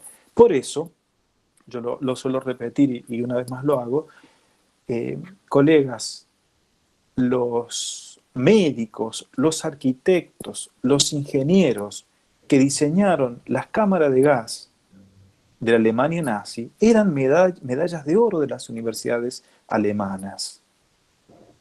Entonces, todo el conocimiento, y yo conozco la inversión que se hace en educación, si la usamos para hacer el bien, vale la pena. Si la usamos para hacer el mal, no. Cerremos las universidades, cerremos las escuelas y metamos en otro lugar. Creo que no. Creo que por eso los objetivos eran potenciar el derecho a la educación, más universidades pública, gratuita, de calidad, más compromiso con nuestras escuelas, mayor formación docente, mejores sueldos para los docentes, mayor responsabilidad social, porque la educación es demasiado importante para dejársela solamente en manos de los gobiernos. Si nosotros hacemos ese tránsito de pasar de una educación demasiado escolarizada a una sociedad educadora, creo que vamos a estar mirando el camino, ese camino que nos planteaba Diógenes, porque llegamos a un punto final. Miren, hay un autor que dice que estamos casi en coma. Y estar en coma es estar dormido sin soñar. Entonces nosotros tenemos que, o este sacudón que nos planteaba, ¿no? Roxana al principio, este cimbronazo, como también decimos nosotros, que nos sirva para ser mejores. Por eso cuando yo planteo, vamos a salir de la crisis, por supuesto, pero tenemos que salir mejores, tenemos que superarnos. Y en esto creo y reivindico el papel de la educación pública. Hay dos reflexiones mientras ustedes estaban haciendo estas acotaciones que nos dice Cristina Pérez. Me encantaría que nos quedemos reflexionando sobre las nuevas competencias del siglo XXI, ¿no? En ese sentido lo agradece en lo que ha planteado Marcelo. Y por el otro lado, Alejandro, nuestro colega Alejandro, nos dice, es increíble cómo estamos inmersos en una paradoja, porque la protección del valor vida solo puede realizarse con el menoscabo de la libertad individual. ¿No? Estas dos cosas las queríamos traer. Y bueno, luego hay una pregunta que creo que va para los dos, que está hecha por Nicolás Windner. Tenemos que empezar a enseñar con enfoques ambientalistas para el cuidado de la naturaleza y humanistas para sostener para sostener con fe la ética del ser humano. Yo creo que acá cualquiera de los dos, Eduardo o Marcelo, pueden brevemente responder. Bueno, lo tomo así, sí. Luego le damos lugar a Eduardo. Yo creo que sí, en esto de las competencias, las nuevas competencias que nos planteaba recién Cristina, yo creo que tienen que centrarse en la creatividad. Ahí hemos puesto yo en una slide, una presentación, no sé si la pudieron recibir en el... Sí. Bueno, entonces yo ahí decía, ¿no? La creatividad y la innovación, el pensamiento crítico y la resolución de problemas y el acceso eficaz a la información, mediado por esta inundación de recursos tecnológicos, ¿no? Y tenemos que discutirlo. Y lo que lo plantea también Nicolás, yo creo que sí, tenemos que trabajar muchísimo. Miren, en los derechos humanos se considera que no hay gradación, pero cuando se produce un conflicto, aparecen, y como estudioso del derecho constitucional, comparto lo que personas con mayor autoridad lo sostienen, es que finalmente pareciera que hay que estarse por dos principios: el principio del bienestar general y el principio pro homine y pro libertate. Es decir, en esto de la mirada global del cuidado del medio ambiente, de la casa común y del cuidado de las libertades, yo creo que nosotros estar transitando esta etapa histórica de la humanidad, de la familia y personal, yo creo que nos tiene que enseñar mucho, y ojalá que podamos tomar esas enseñanzas para que nos volvamos más humanos. Y ser más humanos es vivir, cuidar del otro, es ser éticos, hacer el bien y evitar el mal. Todos misteriosamente sabemos qué es las nociones sobre el mal y las nociones sobre el bien. Bueno, hay que redescubrirlas. Y en esto, la educación tiene un papel fundamental. Como decía, si nosotros nos limitamos solamente al papel transmisor de la educación, no basta. Ese plus, ese más, creo que pasa por lo ético, pasa por el respeto al medio ambiente, pasa en definitiva por el cuidado del otro. Miren, los que saben dicen que al pasar 50 días de estar aislados aparece el síndrome de la cabaña, ¿no? Esto de salir afuera, tenemos miedo por el coronavirus, tenemos miedo como si todos fueran sospechosos. Entonces me da miedo de salir. Bueno, que esto nos enseñe, a reconocer que sin el otro no nos salvamos, nadie se salva solo. Así como necesitamos dos para que haya educación, en esto, para lo ético también necesitamos dos. Y eso tenemos que enseñarlo, tenemos que plantearlo como que vale la pena hacer las cosas bien, por el bien mismo. Perfecto. Sí, yo estoy totalmente de acuerdo. De algún modo yo creo que hay situaciones, retomando lo que dice Marcelo, tan dramáticas que simplifican el plano de la posibilidad dialéctica, ¿no? Eso ya lo pensaba Hegel, Dussel lo retomó con la analéctica, etcétera, ¿no? Dicho en criollo, ¿qué significa eso? Y que en situaciones de crisis las posibilidades muchas veces no son tantas. Y yo creo que la situación actual tiene esas características de la crisis ambiental, tanto de ecología social como de ecología ambiental o natural propiamente, ¿no? ¿Qué significa eso? Yo lo enunciaría en esta oración.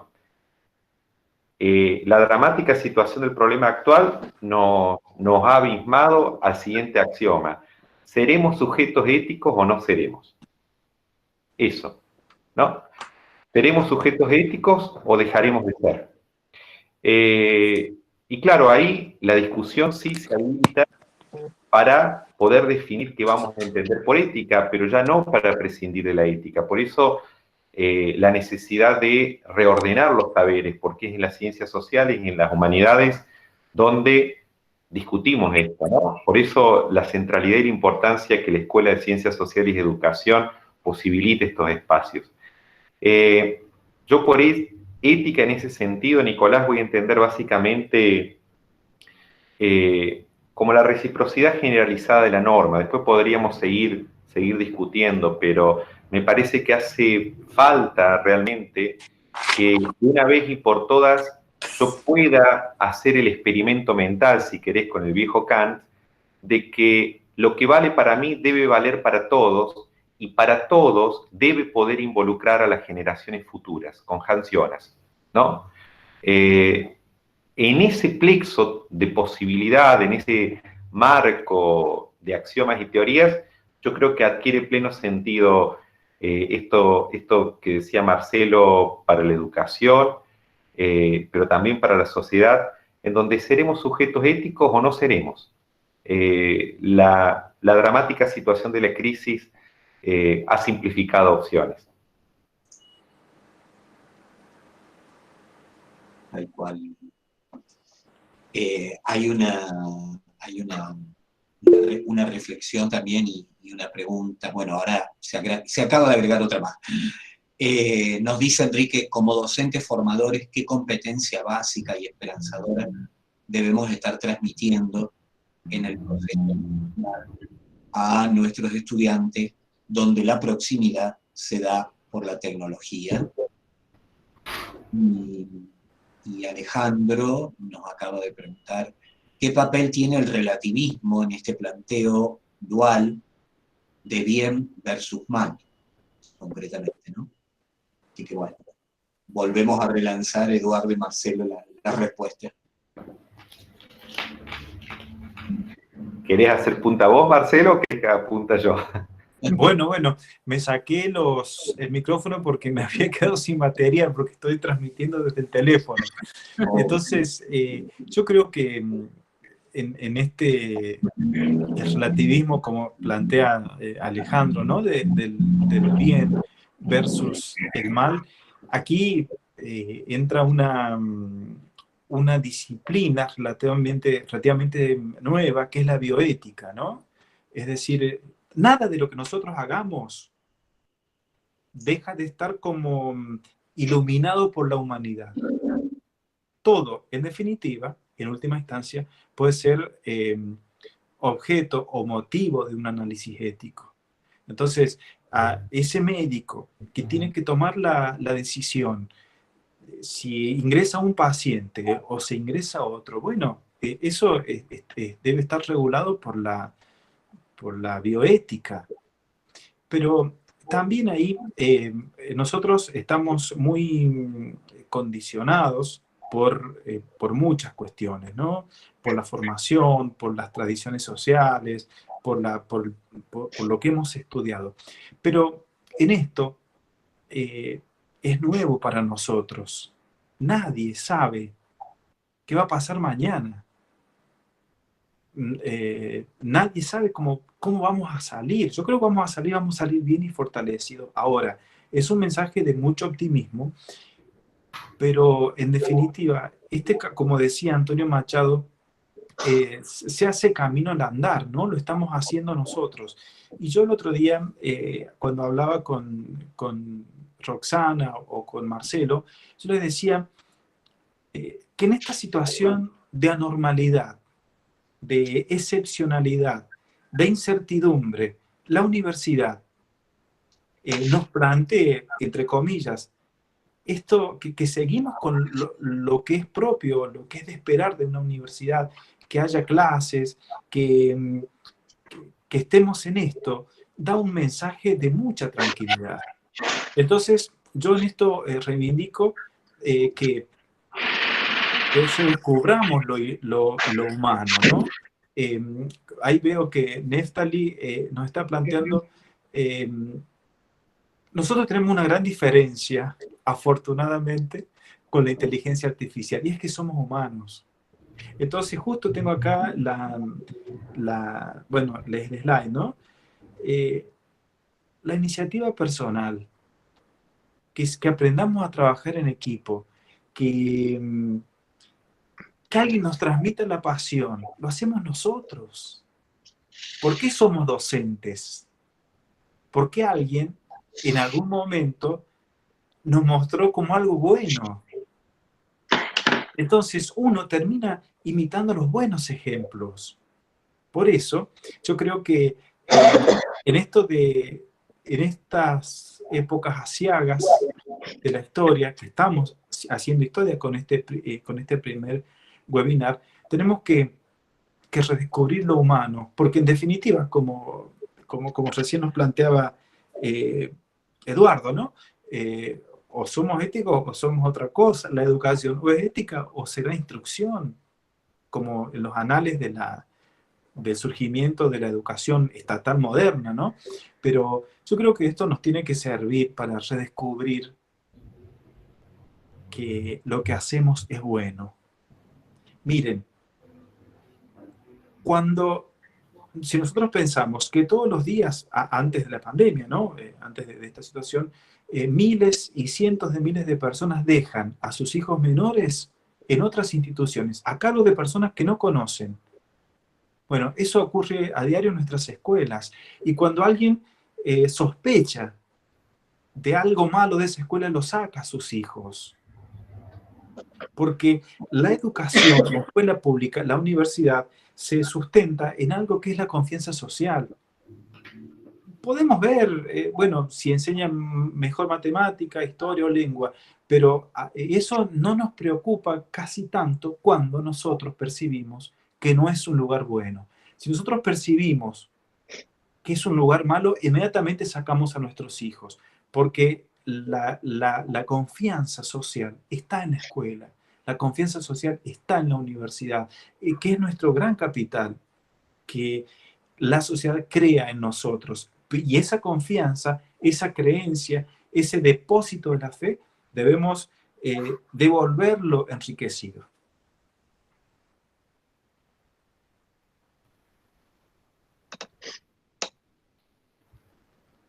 Perfecto. ¿Me escuchan? Porque no sé si se tildó o... Yo te escucho. ¿Me escuchan bien? Perfecto.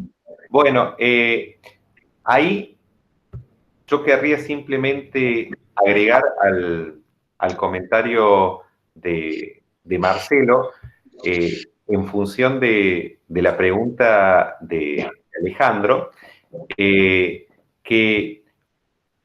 pienso que plantear el problema bien mal puede ser simplificado, pues si entramos en el problema de lo bueno y de lo malo, Ale, nos podemos meter en bretes de la reflexión filosófica y moral de Occidente, que va desde Aristóteles con la ética nicomaquea, pasando por las grandes obras de la modernidad con Kant y la crítica a la razón pura, la fundamentación de la metafísica de las costumbres, en donde reflexionamos sobre la naturaleza del mundo, etc. Yo creo que más utilidad para la situación actual que ese tipo de reflexión hoy por hoy tiene pensar en la materialidad de la vida, ¿no? Suponete, si yo te digo, tomá este vaso de agua, y en este vaso de agua soy un homicida honesto, te digo, hay veneno, vos posiblemente me vas a decir, no, no lo tomo. Y yo te voy a decir, ¿por qué? Y vos me vas a decir posiblemente, porque es malo. Y yo te voy a decir, ¿por qué? Además de un homicida honesto, soy un homicida filósofo. Entonces vos posiblemente me vas a decir, y es malo porque me mata, ¿no?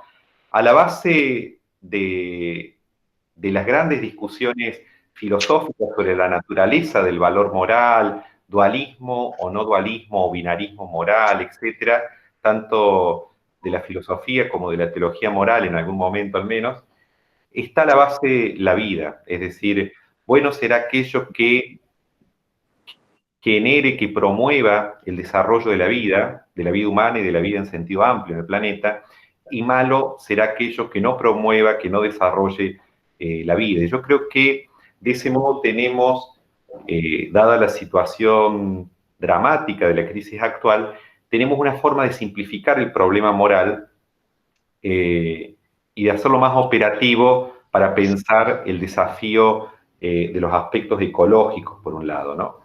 Eso como para responder en parte. Obviamente, Alejandro, que esto lo seguiremos discutiendo con un café por medio de la UNVIME cuando podamos volver, pero sería para discutir ahora, para un seminario, ¿no?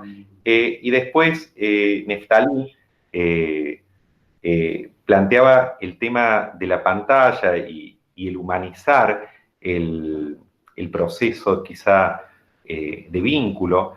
Yo ahí lo que diría, Neftalí, retomando quizás alguna vieja clase que hemos tenido, es que el problema no es la pantalla en sí misma, sino el modo como yo fenomenalizo al otro detrás de la pantalla. Es decir, el proceso constructivo de la alteridad que hago yo, de ese otro estudiante, cómo yo lo fenomenalizo, ¿no? Obviamente que el soporte del vínculo, cuando es mantenido en el tiempo, termina influyendo en las formas de fenomenalización, de vincularme con el otro. Pero también involucra otros aspectos, ¿no? Entonces, dada la emergencia de la situación, Marcelo dice que vamos cerrando, bueno, redondeo, la emergencia de la situación, yo antes de plantearme el problema puntual de la pantalla, al menos en un corto tiempo, me plantearía el problema de el modo como fenomenalizo, construyo esa alteridad de ese otro detrás de la pantalla, ¿no?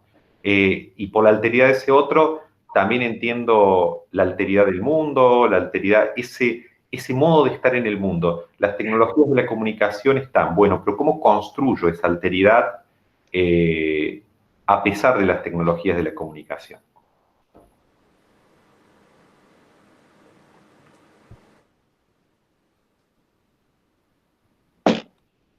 Bueno, para ir concluyendo ya, la verdad que interesantísima esta primera conferencia, realmente este intercambio más que todo también de colegas, alumnos.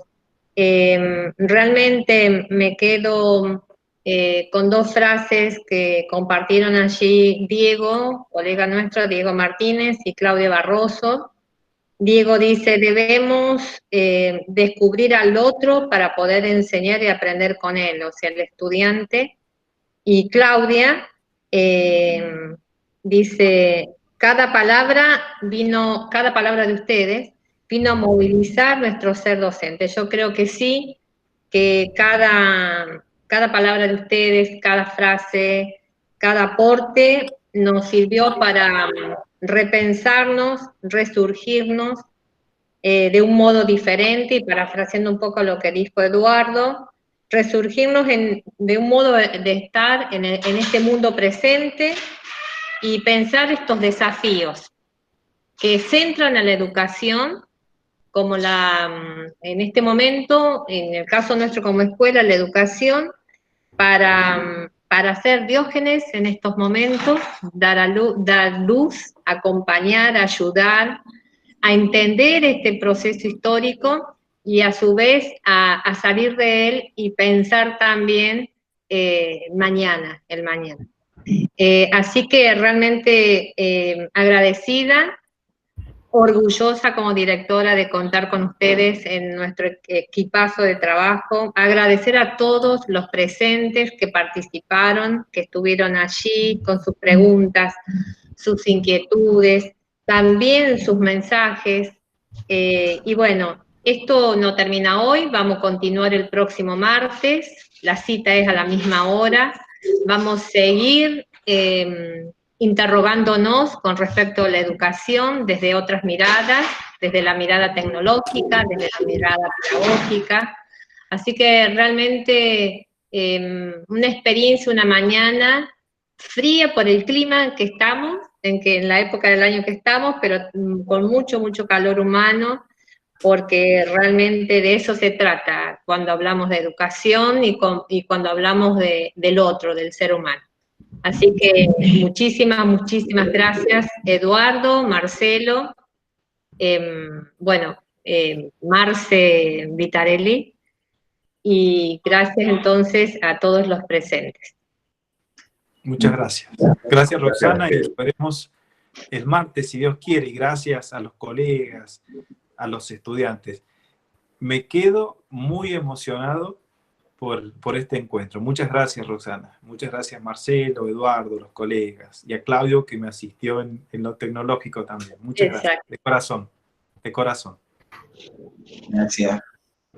Muchas gracias a todos. Retomo las palabras de Marcelo. Gracias a los organizadores, a la universidad, al equipo de gestión, al secretario académico, al rector, y fundamentalmente gracias a ustedes por estar del otro lado de la pantalla, tanto docentes, público en general, queridos estudiantes y compañeros de ruta en tantas aulas. Así que muchas gracias de corazón.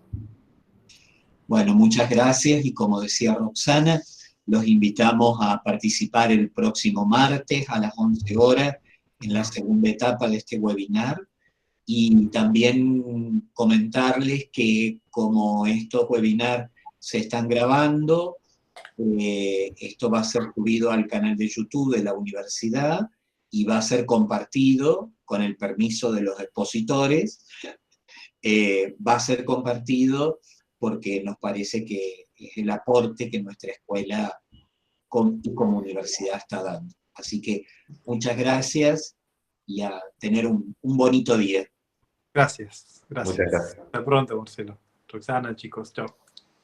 Los felicito, chicos, nuevamente, y bueno, obviamente los invito a todos a seguir participando.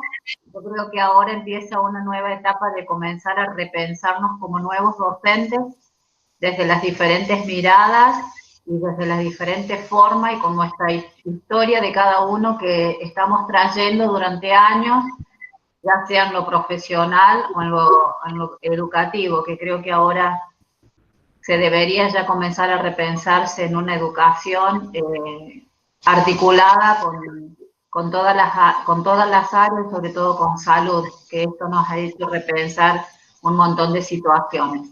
Les envío un abrazo gigante y si Dios quiere, el martes los voy a volver a acompañar. Ahora tengo que ingresar a otra reunión a nivel nacional, así que no quería dejar de pasar un minutito para saludarlos. Ya saben que contar conmigo y estoy a su disposición. Gracias, Elvira, muchísimas gracias. Gracias, Elvira, muchas gracias, Elvira, y gracias a Gastón, que nos han acompañado. Gastón también, sí. Muchas gracias, Gastón, sí, muchísimas gracias.